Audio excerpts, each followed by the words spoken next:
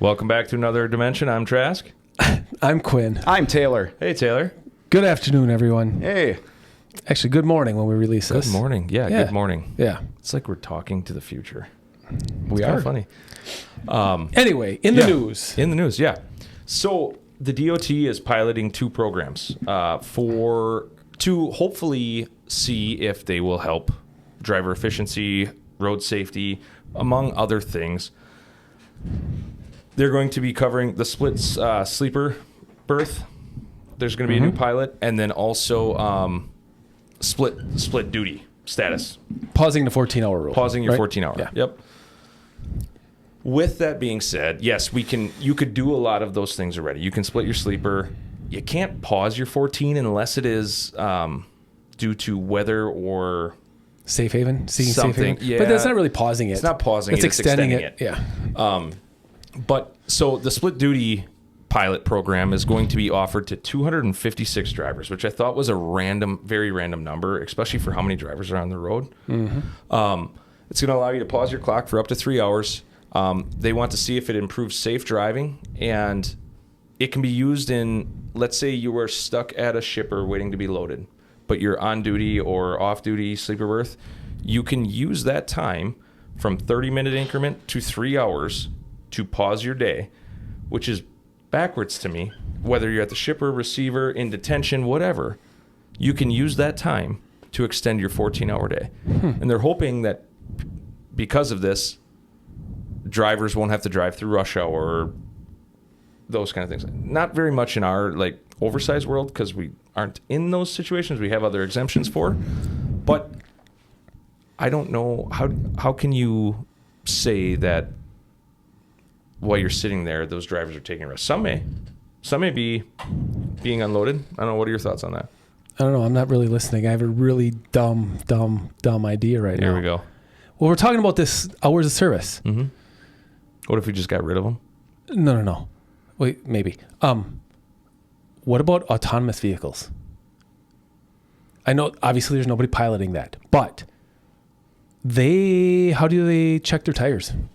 When you're running down the road for 10 hours or however long they are, and they hit something, how do they check their tires? How do they put their triangles out? How do they do all that shit stuff? Sorry. I know that sounds like really random and dumb, but when you said about the different hours, I'm like, the hot topic right now is autonomous vehicles. How are they regulated? GBTAC or whatever is releasing 50 autonomous trucks in Canada, I think this month. Jen's uncle Steve's here from Arizona, and I saw him on Sunday. He was asking me about autonomous vehicles. They got them in Arizona. Semis? And I'm like, to me it makes sense. If you're going point to point, parking lot to parking lot, I can see that working.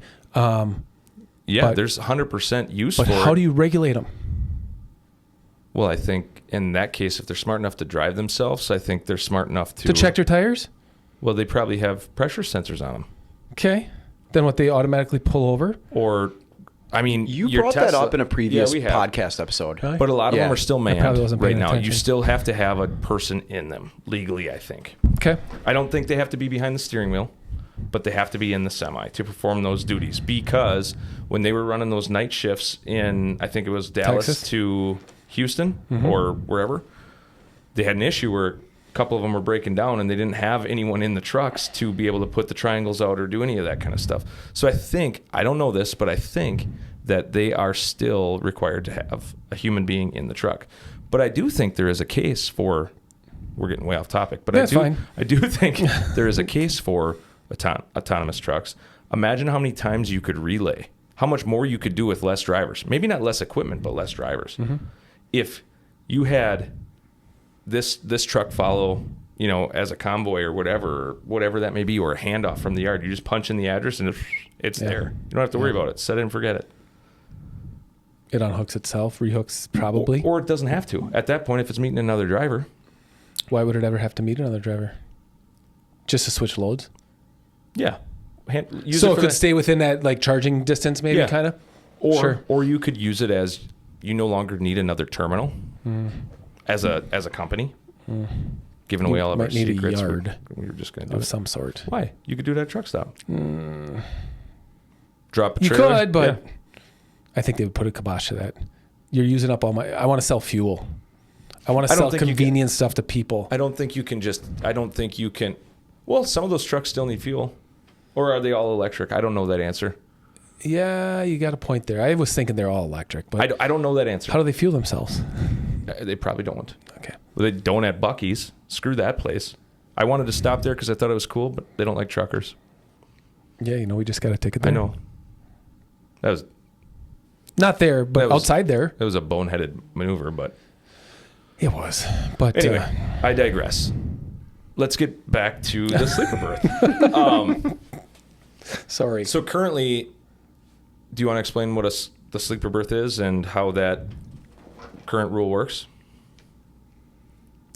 Sleep. You have to have 10 consecutive hours or 8 consecutive hours off. 7. Or in a sleeper berth. 7 consecutive. It's 7? 7 and 3? Okay. Yeah. But you can only work 14 hours in a day. And so the issue's coming up where you're sitting in a dock or you're sitting in traffic or whatever, and you're bumping up against your 14 hours, and you technically will be in violation after the 14 hours, right?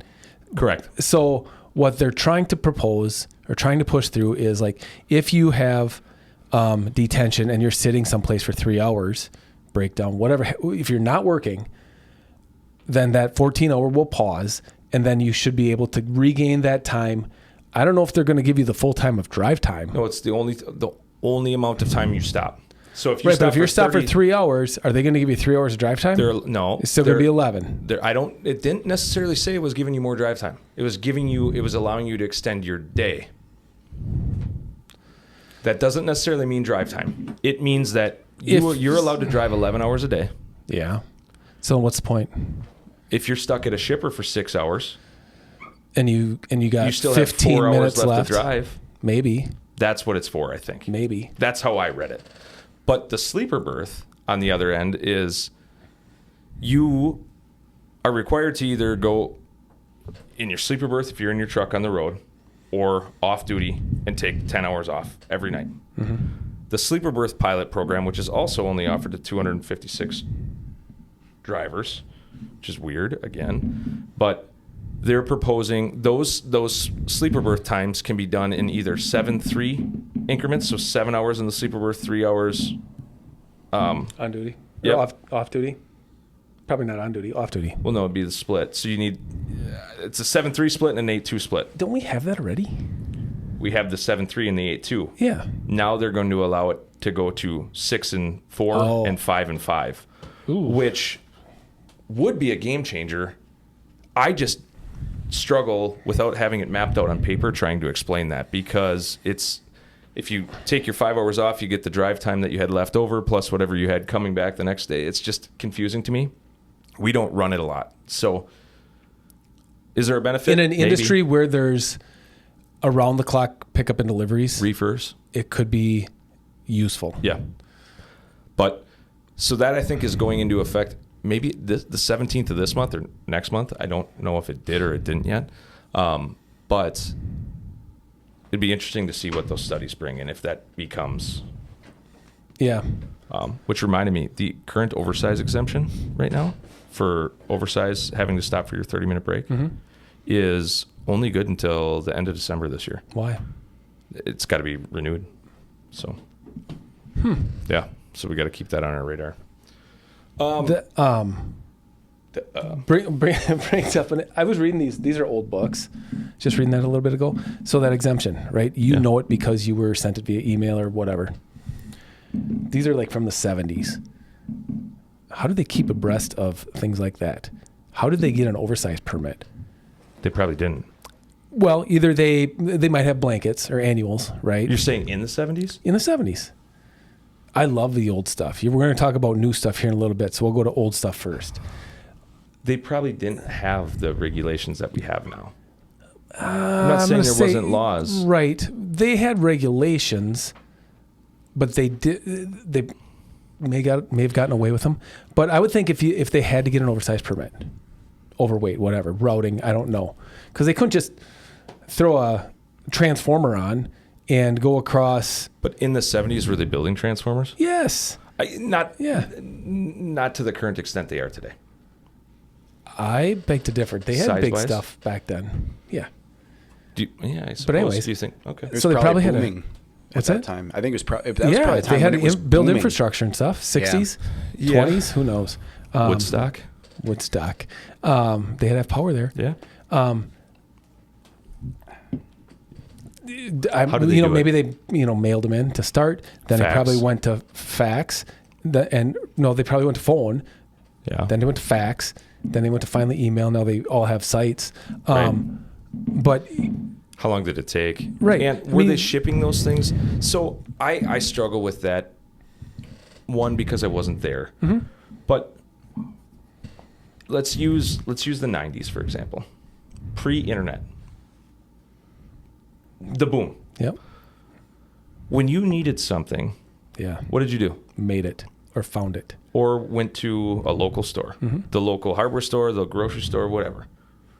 Well, you didn't buy things from other places unless you were going on vacation there. That's it. Well, yeah, except for like the Sears catalog. Or your clearinghouse CDs that you brag about or whatever. Yeah. Yeah. But that stuff was easy to ship. Mm-hmm. People, I don't think, prior, I'm not saying it didn't happen. Rail was probably a big play in that. But people didn't buy a generator from California because it saved them $200. They bought it from the guy up the street where they had their buddies. Where they help knew they them. could get it and get it fixed and all Right. that stuff. Yeah. So I think a lot of that happened too. Mm-hmm. Yeah. I don't know. Is that where you're hoping to go? It It was just old books that you speak of. just random. There were different regulations. It was like a list of states. Hey, these things changed. And so, did you have to get the subscription to the book to get it, or did they send it to you in the mail? And didn't get it. Like Right.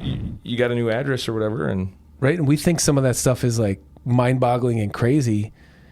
Where we're going in a little bit here, I think is mind-boggling and crazy. Right. Yeah, it's crazy. So, anyway, another thing we've talked about in the past: cargo theft. mm-hmm. So, the DOT just put out an article on Transport Topics, I think yesterday or the day before, that on average the last 5 years, cargo theft has risen 13% every year. This year, 2025, it's on pace to break 22%. Did And they put say out what is the hot ticket? Well, it is everything from theft, like of material products, people stealing trailers, Nintendo breaking Switches. in Nintendo Switches, whatever, containers, and also cyber theft. People hacking into people's systems, rerouting shipments to other locations, and creating fake bills without the drivers even knowing. You brought that up last time, I think. Yeah. That specific one. So it has risen 22%. That's what they're expecting this year. And the DOT put out basically a help me statement saying, hey, we're looking to law enforcement officials, trucking companies. I didn't figure out where to submit ideas or how, and other industries to help us combat this, because that's almost 1 in 4, or that's not 1 in 4 of it's. Does 22%. Does equipment tracking help combat that?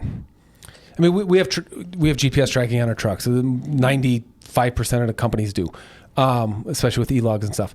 We do not have tracking on our trailers. There are many places that do. There are a lot of high-dollar shipments and a lot of food products that have tracking with a shipment. like Tattletales and Yep.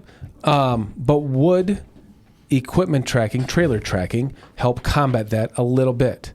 maybe in the recovery aspect of things, but well, if you had your your dispatch system and a route set up that, hey, this was supposed to be going here and all it's going here, what's going wrong, and throw a flag, start looking into it. I don't know. Yeah, I would agree with that. But what about when he stops at the truck stop he was supposed to stop at, and now doesn't know it's stolen? Way? Yeah. No, I'm sure some of those new trailers and new technologies, there's probably cameras in. I haven't been in a reefer trailer or a van trailer in they know when they open. 10 years. I'm sure they know when the doors are open. They might even have a camera that kicks on when that happens and records it. But I'm not an expert in that realm. Yeah. But speaking of reefer trailers, Stuart sent me an article. Oh, that was bad. In Utah, a 28-year-old driver who had a passenger in the cab with him pulled over for something. I don't remember. I think maybe accident. I don't remember. And in the trailer, they found a 12-year-old and a 14-year-old girl in a 30-degree reefer. So, initial thoughts are like, this guy's a POS and all this stuff, which he's just dumb. Initially you think he's trafficking. Turns out they were his half sisters. So they were all family, the 4 passengers of the vehicle, and they were going to see their older sister. Now he's still in jail because he was dumb. But why would you think to do that? Dumb question. Yeah. Were they dead? No. Oh, okay. No. I see. I thought they were bodies. No. What? Yeah. That's the world we live in. And Stuart sent me that, so thank you, Stuart. Jesus. That was out in Utah, right? Yep. I don't understand people. It's different. Like, if you're moving and stuff, I'm not condoning this, but that trailer isn't going to bake. It's going to get hot, but it's not going to bake in the sun like it's sitting. There's air movement going through some of those eventually and whatever. But having the reefer on, who thinks that's a good idea? I think there was a load in there. Because it said with the meat or cheese or something. There was a load in there. This is me. I have 4 kids at home. I could see Hunter, our oldest, being like, "You guys are annoying. Get in the trailer." You know what I mean? Did that happen? If they were all related and they just got pissed off at each other and moved, it's still dumb. Yeah. But man. Anyway, thank God it wasn't human trafficking, but stupid nonetheless. Yeah. Wow. So, have you heard of a 3PL? I've heard of 3PLs. What about a 2PL? Sure. I don't know what that is. That would be a asset in a brokerage company, maybe? I don't know. Okay. Well, what does PL even stand for? I don't know. Do you? No. Third-party logistics. That's what it is. Fourth-party logistics. Yeah. So 4PL. I saw this article and I knew that it would get you riled up. So we're going to talk about it today. All right. For those of you listening, still, thank you. Yeah, like and subscribe. Let it play while you're sleeping, as always. But in the industry, there's a bunch of different relationships you can have. You have trucking companies, you have brokerage companies, you have shippers, receivers, and connections between those are just business connections. Up until early 2010s, 3PLs came about. Is that fair, I would say? Sure. Between 2010 and 2015, they started with these things called 3PLs, which are third-party logistics providers. And what do they do? I still don't know. And they've been around forever. Yeah. They just complicate things, in my opinion, and reduce rates. But people go to them, and they're very successful. Mm-hmm. So these third-party logistics providers sell themselves as a solution to manage the shipping problems. Manage shipping, receiving, logistical problems. Well, I thought we were done and over with these 3PLs, numbered PLs. Now there's a 4PL, and I think we might have joked about 5PLs and 6PLs, but whatever. 4PL is now a huge thing that a lot of big companies are moving to. And you ask, what is a 4PL? What is a 4PL? They're a trusted advisor. That's all they are. They're just an advisor to logistical problems that created or fixed a problem of everything needing to be integrated. So basically, correct me if I'm wrong, they are some consultant or advisor, or maybe not even necessarily familiar with trucking. That could be a tech person that combines probably a team, that tech team that combines brokers, carriers, and what else? Warehousing, technology. It's a big integration hub. But it's a big database.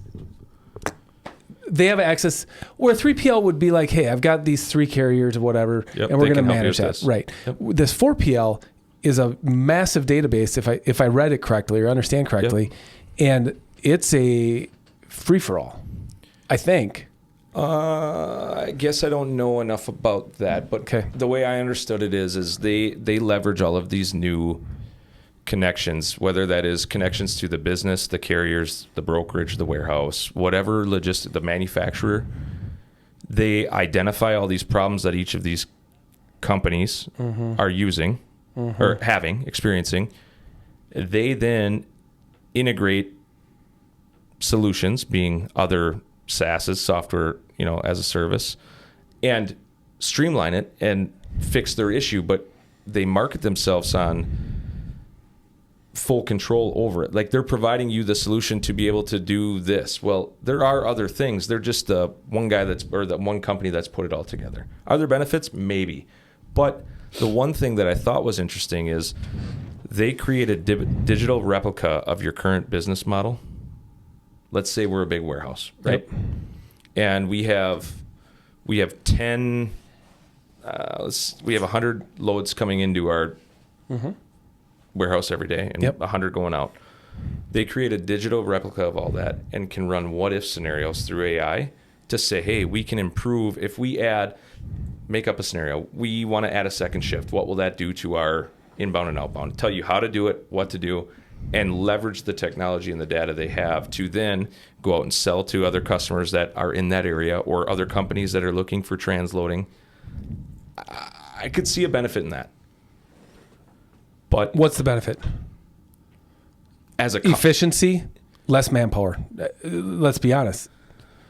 Right? It depends on what way you're looking at the benefit from. Okay, then what benefit would you see from it? Just out of curiosity. You could look at, are you saying when you said benefit, efficiency and less manpower, you're saying like you as a customer, as the warehouse guy? Yeah, right. Like it's going to be 100%. I would say opportunity. I shouldn't say 100%. It should be more efficient. If it's not, then why are you paying for it? Right. And if you're paying a warehouse manager to do that job, I don't know what that job would be, but I would think you could eliminate a job or two or three. Not that you want to, but I think that there's yes, I would agree. Or that's what these 3PLs are doing. They're eliminating shipping positions. Yeah. Off-site or on-site or whatever, the plant someone right there. Yeah. But I think there's a tremendous opportunity in that too. If you look at it from the other side of the lens where, let's say you're a warehouse, you inherited a warehouse or whatever that may be, and you don't know much about it, you have instant offense with, absolutely. Hey, now I can have these guys fill it and manage this for me, whatever. So there is some opportunity there.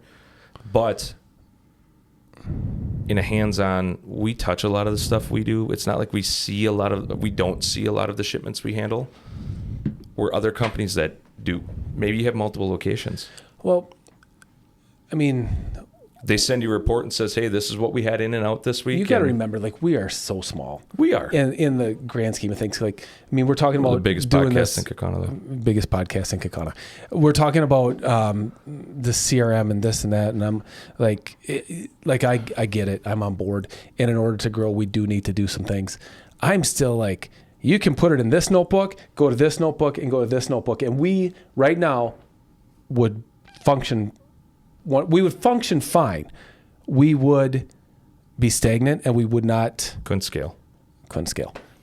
So I understand that. I get that. But, I poo-poo and degrade some of these ideas, these 4PLs or whatever comes up, this fuel surcharge stuff. And others don't. For us, in our world, it doesn't make a lot of sense. No. But... times that by 10,000 people. Let's look at a warehouse like, let's say you're a manufacturer that has your Sears warehouse in the 80s. Right. And you have a shitload of stuff in your warehouse. And now someone comes in and says, hey, I will manage all of your orders, all of your transportation, all of this, all of that. And I can do it all with this system that literally an order comes in and I have whatever. And sometimes it's like the most blatant, right in front of you solution that either you were too ingrained not to think of, or it was just habit, or too busy or whatever, because that's just the way we do it, right? But a lot of times the solution is right in front of you. Just stop and think. 100%. And that's the beauty. I don't want to having an outside set of eyes. Well, and I don't even necessarily think that this is all eyes. I don't think this is people. I think these are systems. Yeah. And hey, these ones all, if you set up the parameters right, this is going to be handled this way 90 or 100% of the time, 100% correctly. Yeah. And if not, it gets tagged into or flagged or put into a different workflow and it says this needs to be addressed right now, and that's the person that's at the warehouse or whatever. There will be warehouses that are run that way. Yeah. And then there'll be a robotic forklift Yep. to an autonomous vehicle. Right. Eventually. Mm-hmm. But it's interesting. We don't like those because now you're 9 times out of 10. I don't understand it.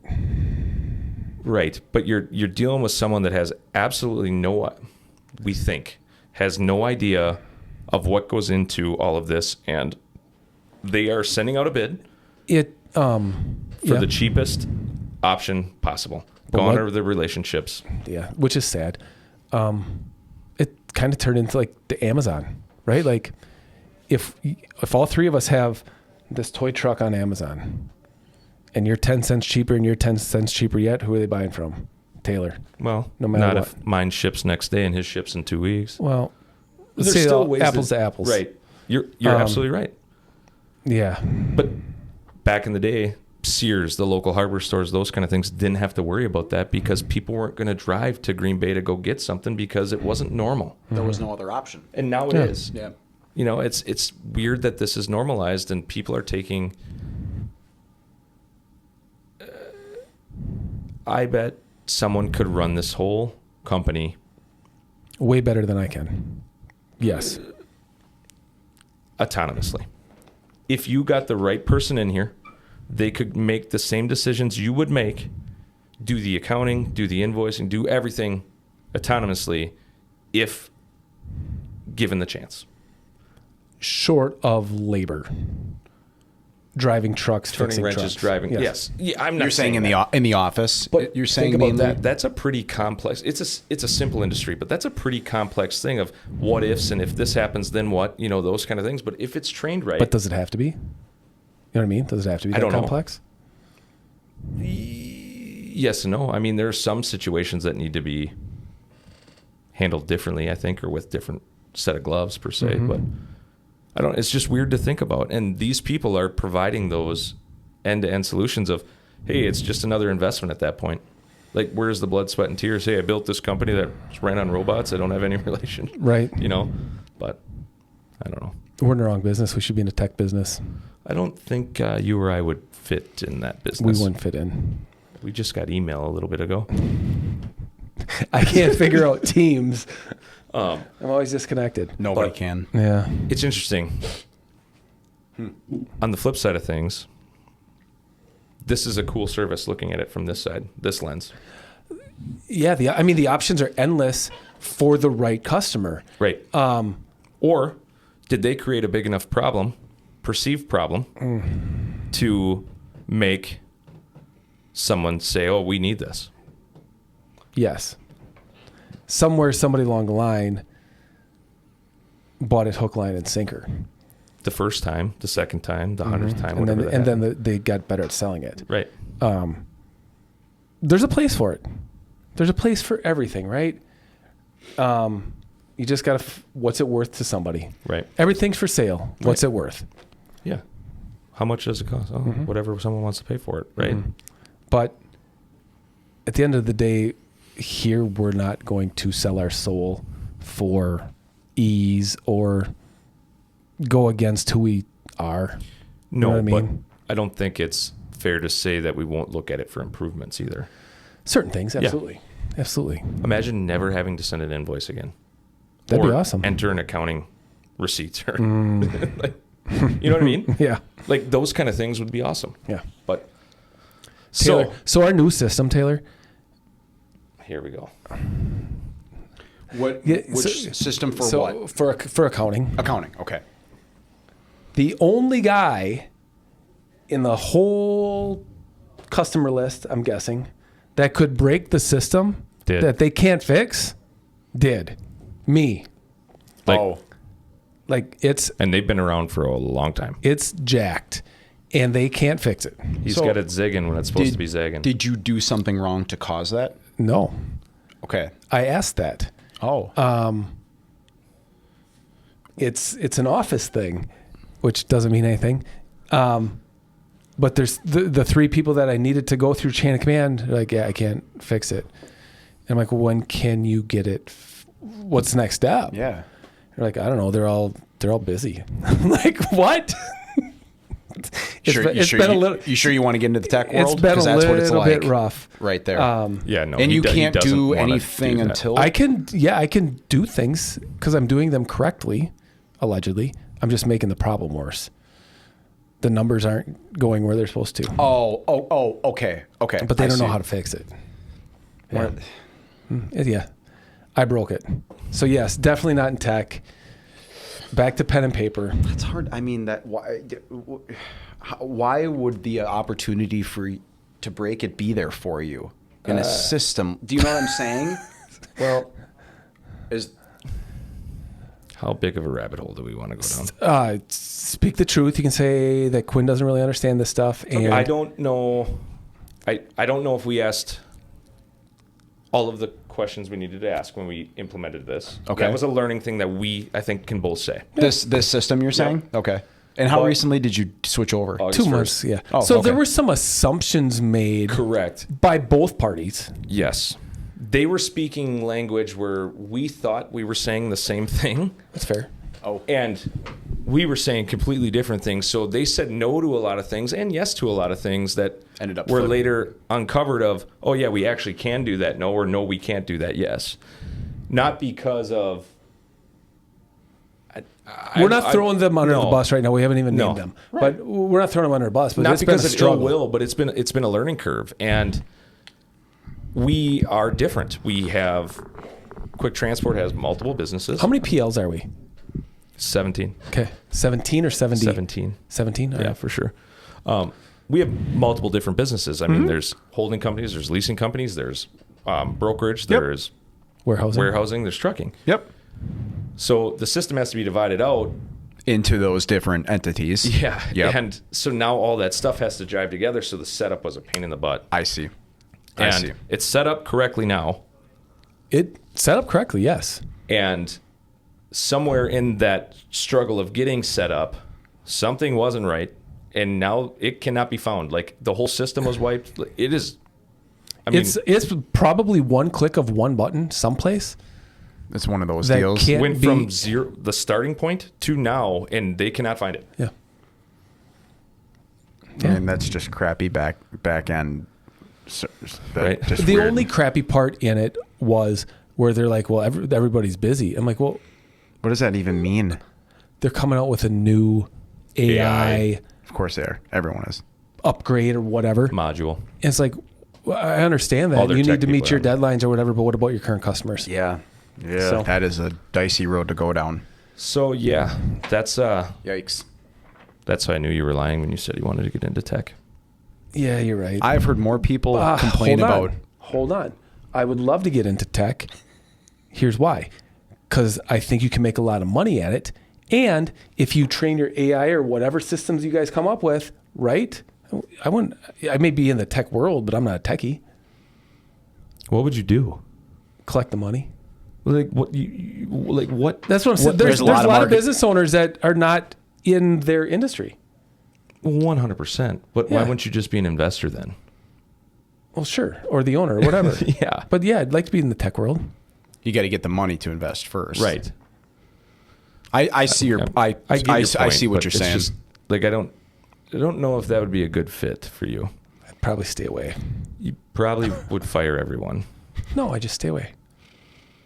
Okay. A lot of agencies have I thought he was going to say a lot. fired of their Asians. people and gone in the Really? I route because why have a staff of 5 on an account when you can get 5 softwares to do 5 people's jobs and save X amount? Thousands, yeah. Marketing's a little different. It's purely digital. It a little different from what you guys do. Right. But people are going that route, and it's not techie people that are Doing it. No, doing there's it. ways to do it all they're now. they're buying a program and they're learning a little much bit like about. the 4PL, they have marketing people that do it in every industry. You know what I mean? You know what we haven't done in a while?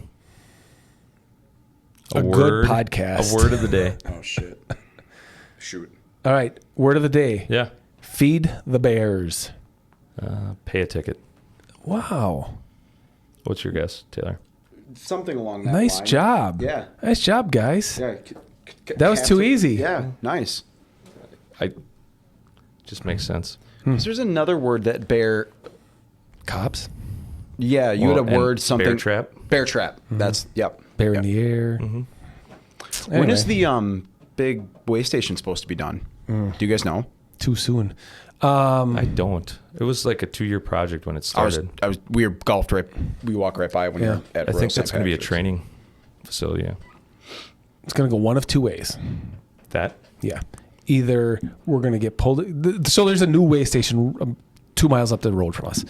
Either we're going to get pulled in there all the time and inspected, which is fine. That's the right. That's our obligation. Right. Or we're going to go through there a couple times. They're going to say, hey, you guys are clean, and they're just going to let us go. Yeah. Which is the hope.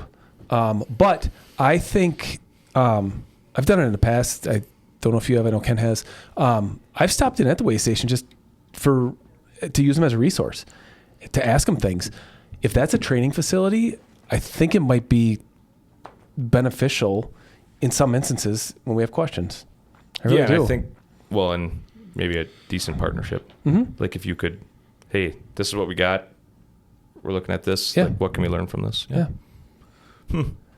So I'm both excited and a little bit intimidated that it's there. My But previous job, we were up north of the scale on 140. You know what I mean? Abrams. Yeah. And same thing. We would either go months without being pulled in or Bam, bam, bam, Yeah. bam. Yeah. so. But it's not like the scale hasn't been there. It's just now it's bigger and Right. It's not a bolder way and- station. It's a like. It's a training facility. There's people going to actually be there now too. Yeah. Like you could drive by whenever, and most of the time there wasn't people there. Yeah. So, anyway, that was a long. What you got? One more note up there. I'm out of breath. How long are we in here, Taylor? You guys are probably at 35. Yeah. Wellness. about you. Corey. Oh, here you go. Yeah. What does that mean? I don't know. Oh, here we go. No, it here was our we safety. go. It was just we wanted to do a safety topic this week, kind of like we always do. And there's a lot of safety topics we could talk about, but I just thought about like wellness. We've talked about it before. Driver health. I had a guy, let's just call him Corey, because that's his name, came in the other day and he's like, he never worked for us, but he's like, this job took a toll on my body. I used to run 4,000 or 5,000 that miles guy. a week. My knees are shot. My hips are shot. I got diabetes. And he goes, if I would have known now what I knew then, like, hey, I would have taken care of myself. There was a country song about that. Wish I didn't know now what I didn't know then. I wish I could start this whole thing. What is that? I don't know. You'll have to cut that out. Yeah. But anyway, Sounded good. Toby Keith. Oh, yeah. Yeah. Yeah. Oh, yeah. Duh. R.I.P.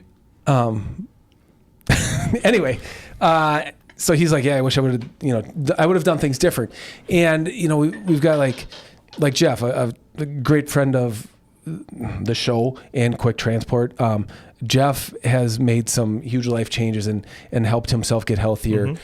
And it's just making a conscious effort like, hey, take that walk, The small eat the things. better food, get some rest, drink water instead of Red Bull or whatever that is. But it's just, I mean, I used to jump off the trailers or out of the trucks all the time, and my dad would always say, "Hey, that's going to catch up with you. It's going to your knees, your back, your ankles," and he was right. Like, hey, my hips are always sore. It's probably from driving and doing dumb stuff. But really think about what you're doing ergonomically and Lift health your knees. wise, mental health wise, Right. all that stuff, because it matters. And later in life, it'll be easier for you. Right. So, anyways, that was our safety topic of the day. Okay. It's a good one. Awesome. Anything else? That's it. My attention span's gone, just like everybody else's. We hit the 30-minute mark. That's good. Out. That's awesome. Way over 30. Thanks for listening. Continue to like and subscribe. We'll be back until we need to take another break. And, which is going to be a while. Yeah, it should be a while. And then we will see you next week. If you have any suggestions or I thought I had one more thing. Complaints, leave them below. And he's got something. I thought I had something, but anyway, I don't. Save it for next week. Save it for next week. Doesn't even remember. Yeah. 5PL. Peace out. All right, see you guys. Bye.